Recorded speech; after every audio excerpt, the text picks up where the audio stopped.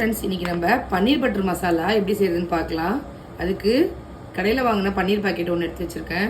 ஒரு கடாயை வச்சு அதில் எண்ணெய் சேர்த்துருக்கேன். இல்லை ரெண்டே ஏலக்காய் சேர்த்துக்கிறேன். ரஃபா சாப் பண்ண வெங்காயம் 3 சேர்த்துக்கிறேன்.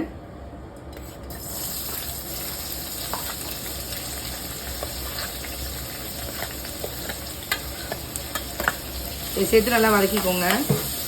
வெங்காயம் வதங்கினதும் தக்காளி 3 தக்காளி கட் பண்ணி வச்சுருக்கேன். அதையும் இது கூட சேர்த்துக்கிறேன். சேர்த்துட்டு நல்லா வதக்கி விட்டுக்கோங்க. தக்காளி இந்த மாதிரி சாஃப்டாக குக் ஆனதும் இது கூட காஷ்மீரி மிளகாய் நம்ம சேர்த்துக்கணும். காஷ்மீரி மிளகாய் நான் 6 சேர்த்துருக்கேன். உங்ககிட்ட தூள் இருந்தாலும் நீங்கள் சேர்த்துக்கலாம். நான் இன்னைக்கு மிளகாயாக தான் சேர்த்துருக்கேன். ஹோம்மேட் கரம் மசாலா 1 ஸ்பூன் சேர்த்துருக்கேன். ரெசிபி நம்ம சேனலில் அப்லோட் பண்ணியிருக்கேன், வேணா செக் பண்ணி பாருங்கள். இப்போ இது நல்லா மிக்ஸ் பண்ணிவிட்டு ஸ்டவ்வை ஆஃப் பண்ணிவிடுங்க. ஆற வச்சுட்டு நல்லா ஃபைன் பேஸ்ட்டாக அரைச்சி ஸ்டவ்வை ஆஃப் பண்ணிவிட்டேன். இது கூட ஒரு 20 முந்திரி சேர்த்துருக்கேன். இப்போ இது எல்லாத்தையும் சேர்த்து நல்லா ஃபைன் பேஸ்ட்டாக அரைச்சிட்டு வந்துடுங்க. அரைச்ச பேஸ்ட்டை இந்த மாதிரி ஃபில்டர் பண்ணி இந்த சக்கையெல்லாம் தனியாக எடுத்துக்கோங்க. அப்போ தான் ஸ்மூத் பேஸ்ட்டாக நம்மளுக்கு கிடைக்கும். கடாயை வச்சு அதில் கொஞ்சமாக பட்டர் சேர்த்துக்கிறேன். இப்போ இதில் ஒரு பிரிஞ்சி இலை, அதுக்கப்புறமா 4 கிராம்பு சேர்த்துருக்கேன். லைட்டாக பொரியட்டும். சேர்த்து ஸ்பைசஸ் பொரிஞ்சதும் இதில் கட் பண்ணி வச்ச வெங்காயம் சேர்த்துக்கிறேன். ஃபைனாக சாப் பண்ண சேர்த்துக்கணும். பெரிய சைஸு 1 சேர்த்துருக்கேன்.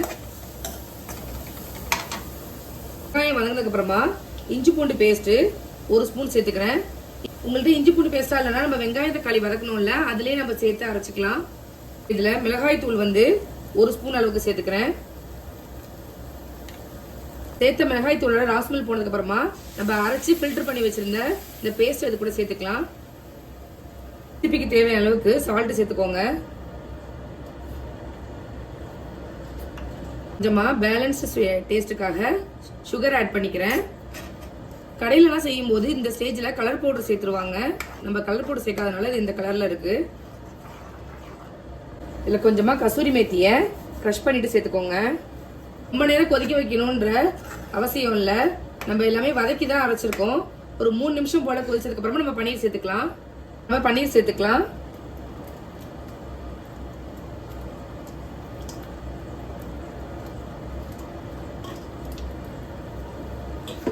சேர்த்துட்டு லைட்டாக மிக்ஸ் பண்ணி விடுங்க.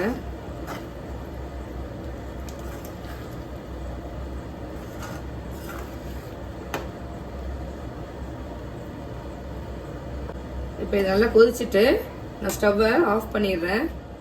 கடைசியாக இதில் கொஞ்சமாக ஃப்ரெஷ் க்ரீம் சேர்த்துக்கிறேன். இதை சேர்த்தா டேஸ்ட்டு சூப்பராக இருக்கும்.